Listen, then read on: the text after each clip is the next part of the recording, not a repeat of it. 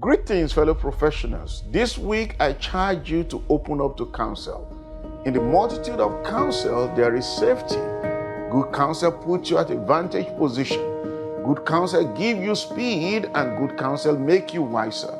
Remember Proverbs chapter 19, verse 20. Hear counsel and receive instruction, that thou mayest be wise in thy latter end.